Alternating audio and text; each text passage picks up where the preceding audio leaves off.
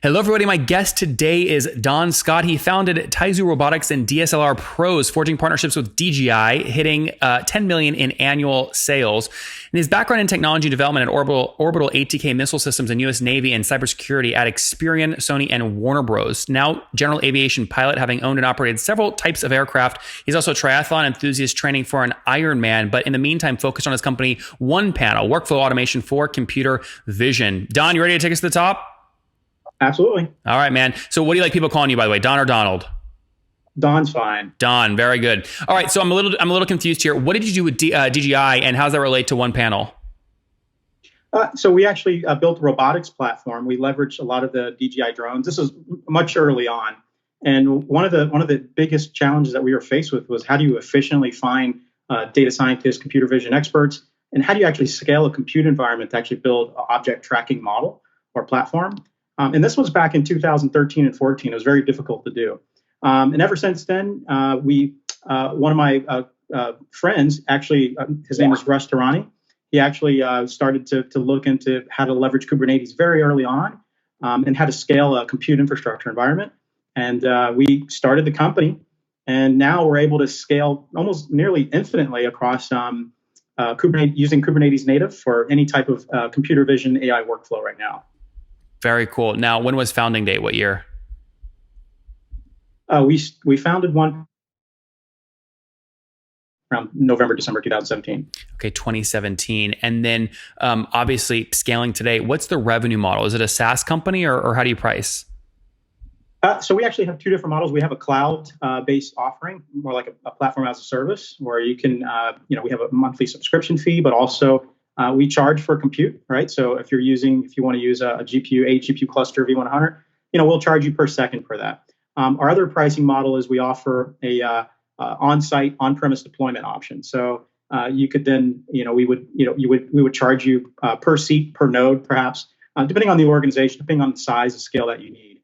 So in other words, Onepanel can not only provide you with a cloud-based platform as a service, but you can deploy in a hybrid configuration, on-premise, or in any private cloud if you wanted to as well. If you're like a government, for example, you're doing facial recognition, you don't want to put all your data in anybody's cloud. We can deploy our platform like an operating system. Do you sell to China? We actually are working with some folks potentially in China, mainly AWS and Synnet Cloud. We see that there's a huge opportunity for providing a way to scale infrastructure for product-based companies. We're looking to help them provide, access this type of scalable compute. They don't have that right now, so we do have some Chinese customers right now. We're looking to expand into China very soon. Considering the current macroeconomic environment, how on earth are you convincing them to be okay with an American company potentially owning part of their data?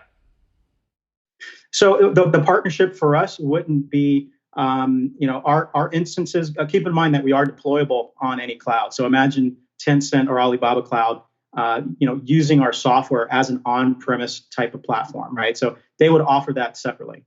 None of our data would be held, our US or European data would be held in China whatsoever. It would be an offshoot, if you will, of Onepanel. And mainly it's going to be around the marketing and sales engine for a Onepanel type of instance in China, sitting on top of Alibaba Cloud or AWS out there. Interesting. Okay, I know you have a lot of different customer cohorts, but give me an average here. On average, what's the customer going to pay you per year for a full deployment of the platform?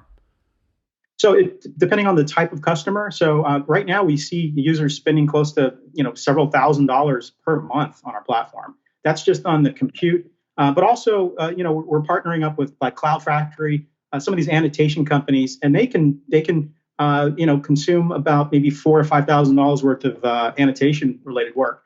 And since our platform tightly integrates with that annotation workflow for computer vision, we can actually do pre-annotation using GPUs. So we're expecting that consumption of GPU infrastructure for annotation to scale up quite rapidly. What is an annotation? So annotation is taking an image, or maybe it's a video feed. Say you're dropping 2 gigabytes worth of video from a self-driving car, and you want to identify, hey, that's a person, that's a bike, that's a pothole, don't drive over that. So you'll have somebody in India, the Philippines, or even Africa drawing a box around it and labeling it, that's a pothole, that's a truck, that's a car, example. Oh my gosh. Yeah. You do it automatically. We can actually help pre-annotate that. So once the initial data sets are annotated, classified, we can then build a model or help them build a model or use a third party to help build a model that basically populates that bounding box, if you will, ahead of time. So now it becomes a QC function.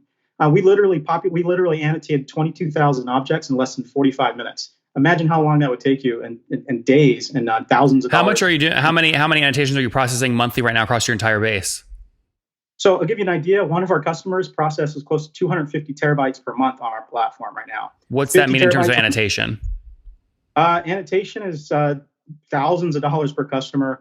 We have it's hard to quantify right now, but I can give you on average what our customers are doing in terms of volume of data, right? That's how we measure it. Yeah, the reason I'm asking these very specific questions is because I'm trying to I want to make sure that I give some example that my audience will understand that relates back to how much data, annotations, and how you just described it. I think everyone understands what those are. So I was wondering if you had a number. I assume it's in the millions across your entire base. So in terms of, we look at it in terms of gigabytes and terabytes, right? So let's say you take a GoPro camera, you drop in maybe a gigabyte worth of data. So out of that gigabyte, we can pre-annotate 22,000 frames or objects. And the number of hours associated with that would take, a couple thousand hours per month. If you multiply that times the number of workers doing it, you're looking at maybe $4,000 to $5,000 per month for that one individual. So we have almost close to 2,000 users on our platform now. We have maybe 5 to 10% are actually using annotation at that particular volume right now. Interesting. When you say 2,000 users, are they all paying customers or is there a free plan? We do have some free access to the platform. That's our total user base, around 2,000. We are starting to onboard more larger enterprises right now where, we'll be looking at, per seat, per node type licensing around that. Yeah. So you launched 2017 and then fast forward to today, about how many customers have you actually have paying? Are we talking like 20? It's an enterprise play, or is it 200 or more? Well over 200 for okay. sure. Yeah. Well, I mean, by the way, I'd prefer you just give me the accurate number. So it's less than 2,000, but more than 200. What's the actual number, paying customers? I don't have the data in front of me right now, but it's because each customer will pay at different levels, right? So some might be teams. You have individuals that are paying maybe intermittently, right? So they'll come on for a couple weeks or a couple months to actually run compute to build some models. Then you'll have annotation. So it's actually sporadic. It depends over the course of the year. Okay. But I guess maybe the right question is, over the course of the year, right? How many customers will pay you something to do some, use your technology some way? Well over, 200 to maybe 500 of those users. Yeah. Okay, fair enough. Yeah. So a good portion of your free users are paying, call it 25, 30%. Yeah, roughly. Yeah. Interesting. Okay. And kind of how'd you get talk me back to the founding days, 2017. Sure. What was the struggle like on your first kind of 10 customers? How'd you find them? Yeah, that's a good question. I think mostly it was word of mouth through our accelerator. We went through an accelerator out of Minneapolis called Generator. And they actually exposed us to a lot of interesting companies, from like Cargill to a lot of startups. And how we got our first customers was really to say, look, we started to partner up with different AI consulting firms who specialize in different types of AI model building. And what we did was we connected them together on our platform. That seemed to be the magic formula. Interesting. Yeah, being able to talk to a company who doesn't have any type of AI. Maybe they have one data scientist, maybe they have none. But what we're saying is like, look, hey, we can help you by, helping you almost quote unquote outsource AI to different parts of the world, collaborate on our platform, keep the data all in the cloud, make it simple, make it secure, and, keep the cost down to actually do that. And it's been a success so far. And so have you guys decided to raise capital and take, obviously take dilution if you do that, or have you stayed bootstrapped? So we were initially bootstrapped. We have raised 1.2, 1.3. We're going to make an announcement officially, but we've already raised our first seed round. And if we can hit our MRR expectations by hopefully in the next year and a half, we'll raise a Series A. Yeah. Where do you hope to be in terms of MRR in the next year and a half? Hopefully 400K MRR. Okay. That's our target. And what would that be in terms of where you are now? Doubling, tripling? I don't have the exact numbers. We've been really working on scaling our platform right now, so I'd have to dig up those numbers exactly. Well, what number? I mean, you just told me you want to get to $400,000 a month. Obviously, you do that based off a growth rate of what you're currently doing. I assume you know what you're currently doing. You're running the company. Well, actually, I'm the co-founder. I do most of the biz dev type stuff. Okay, well, same. Is our CEO. Yeah, he could. We could provide that to you later, but I think I'm just generally trying to understand a seed stage company that's raised $1.3 million. What are you trying to hit in terms of growth rate? Most would say 3x year over year when you're this small. Some would say 2x once you hit 30, 40 million bucks in ARR. I'm generally trying to understand what you're trying to target growth rate wise. So we're at, in terms of users right now, we're at about 37% growth year over year on our user base. Revenue, we're actually pivoting to more of an enterprise model. So I don't know exactly what that growth rate will be. So it depends on a couple of big contracts that we have coming up. And depending on that, it'll help us determine whether or not we're going to hit that 400K. Where did you finish out at last year? Or had you not turned revenue on at that point? We were very low. Again, I don't know the exact number. So I would have to. Yeah, a range is fine. Yeah. I don't know. I don't know what it is, to be honest. I'd have to look it up for you. Yeah, no, Don, a range is fine. Yeah. I'm not sure. I don't know what the range, and I'm not sure if we want to give out that number right now, to be honest. Okay, well, you told me you're trying to hit $400,000. That's what you're trying to grow to. Yeah, that's our goal. I find it really hard to believe that as a founder, you don't know what your revenue was last year. That would be like serious red flags from any investor. So I think what actually is happening is you don't want to share it for confidentiality reasons, but you've already shared what you're trying to grow to, right? So I guess you've put pro formas together in terms of how you're modeling your enterprise plan where you're pricing per seat and per node, right? So all I'm trying to understand is, are you going from like $1 to 400 grand, or are you already halfway there? You want to double year over year? You must have some idea of the general range of growth. So we're less than 100 grand per year. Let's put it that way for our very first stage, because we were initially targeting per year or per month. Per year. Okay. Right. So right now you're doing less than 100 grand per year in terms of run rate. Correct. Right. Now exactly what we're trying to do now is get to more of an enterprise type model, and we have an interesting way to achieve that, and that's our target. Okay, cool. That's really helpful. So just to repeat that back to you, because I want to make sure I get it accurate, and thanks for doing that. Currently today, you're doing less than, in terms of run rate, less than $100,000 per year. However, you have a healthy user base of 2,000, of which 300 are paying something, and you hope to now launch this new enterprise plan to grow to $400,000 per month, or about $4.8 million in terms of run rate, up from 100 grand today. That's correct. Okay, that's right. Yeah. Very cool. All right. What is so first off, what turned you on to the enterprise idea, right? You were doing one thing and now you're going to kind of pivot to the enterprise play. What gives you confidence in that model? So we're actually seeing a lot of inquiry on being able to deploy our platform within their own data centers, right? So, for example, there's a country who's interested in deploying facial recognition, and they do not want to deploy their software in any cloud, right? So they want to buy their own hardware, they want to deploy it locally, and that means significant more revenue per month for us. So we see that as the way to go right now, just because of the level of interest we're getting right now for an on-premise type deployment, or even a hybrid deployment for that matter. Yeah, this is a big leap. Totally away from the one-offs. This is a big leap, though. I mean, if you have 300 customers right now paying, right, and you're doing 100 grand in terms of annual revenue, that means each customer is paying on average like $30 a month. You're now going to go to, I mean, these are going to be, I mean, you're going to increase by a factor of 1,000 almost. You're looking at close to potentially $1 million a year and in licensing fees, perhaps for countries, for cities. I mean, you're looking at a significant amount of revenue from one of these. Why would someone invest, a country like China, right, or Tennessee, these massive cities, councils, whatever, invest and have confidence in paying you $1 million a year when you're a year and a half old company with less than 100 grand in revenue, right, and very little money raised? Yeah, because aren't too many options on the market right now for a fully scalable Kubernetes native workflow automation platform. There just aren't any choices out there. Well, is there a reason there aren't choices? Maybe there's not a market for it. There definitely is, and you're seeing a lot more popularity. Kubernetes is actually pretty new. I mean, last maybe 5 years becoming popular within the last 3. So what we're seeing is that these companies, countries, they don't have a way to easily scale where they have to go to Google.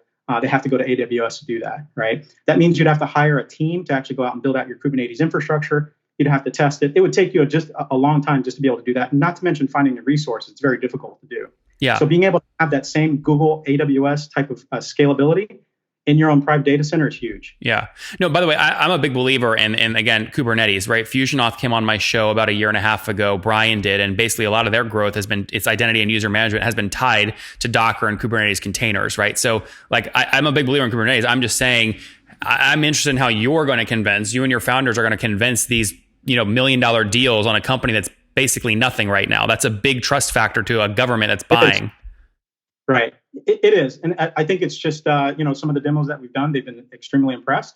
And, working with our partners. And that's the other way we're going to scale this as well, too. It's not us trying to sell it, right? We're actually partnering up with what we think are, channel partners, right? These are consulting firms that actually do the work itself, that are building the facial recognition models. They have they're building it. They need infrastructure. We onboard them, right? And they recommend us to their customers. That's exactly how we're actually going to scale. And that's how we're scaling right now. What's the team size today? How many folks? We have a total of 20, 5 full-time employees, and we have consultants and contractors. And do you know anything yet about churn and expansion revenue, or is it too early?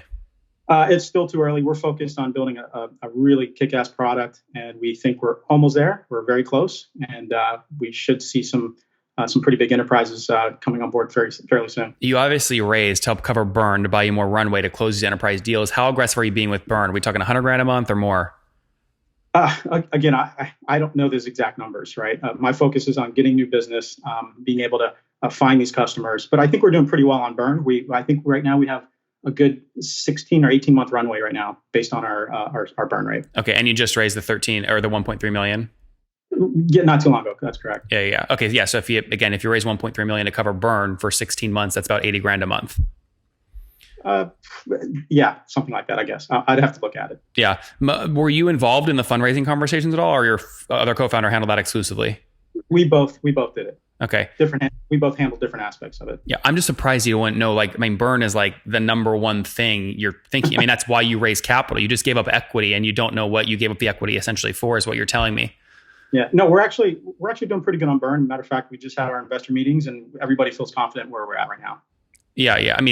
Again, pretty good as a relative term. The numbers allow anyone to kind of make a judgment on that. But again, if you covered 16 months of runway with a 1.3 raise, it means you're burning, call it $80,000 a month net, or something around there per month. That may be accurate. Yeah. Well, why would it not be? Those are your numbers. Yeah, they're accurate. Yeah. Okay. All right. Let's wrap up here. Let's wrap up with the famous 5. Number 1, what's your favorite business book? I'm reading this book. I forgot the name of it actually. I just started it. It's about he's an ex-CIA spy, but he talks about how to influence people. I forgot the name of the book. I'm about 3/4 of the way through. I have to put it down for a little while. I was in the airport a couple months back. Is this like Survive Like a Spy, or one of these books? That's it. That's exactly right. Yeah. Awesome book. It talks about how to actually get out there and really, start the network. It's more of a, how to really build those relationships. And that's primarily what I do right now. Number 2, is there a CEO you're following or studying? Not at the moment. Okay. I think that's okay. Number 3, what's your favorite online tool for building your company? Wow, man, Intercom is pretty kick-ass right now. Google, we love the Google guys. We love AWS. Those are pretty much our go-to platforms and tools right now. But again, if you ask Rush, the CEO and co-founder, he'll probably tell you more, technical tools. Yep. Number 4, how many hours of sleep do you get every night? 4. And what's your situation? Married, single, kids? Married. Any kiddos? No kiddos, just the dog sitting in the background right here. My wife works for Google, so it's it's a challenge for all of us right now. She's in Hyderabad. Oh, fun. So yeah. Very fun. How old are you? Yeah. I'm 44. All right, last question. What do you wish your 20-year-old self knew? Wow. Say that again. What was the question? It's okay. What's something you wish your 20-year-old self knew? Wow, just be persistent. Just keep working at it. Don't let anybody tell you can't do it. Don't get distracted. Keep focused, and you'll get there. Guys, there you have it. Again, Onepanel workflow automation for computer vision. They currently have 300 customers doing less than $100,000 in terms of annual recurring revenue, hoping to scale up to about $4 million in run rate with this new seed round of 1.3 million. Team of 20 people, burn and call it between $60,000 and $80,000 per month. Again, as they look to scale, really betting on the Kubernetes platform. Don, thanks for taking us to the top. No problem. Awesome. Thank you.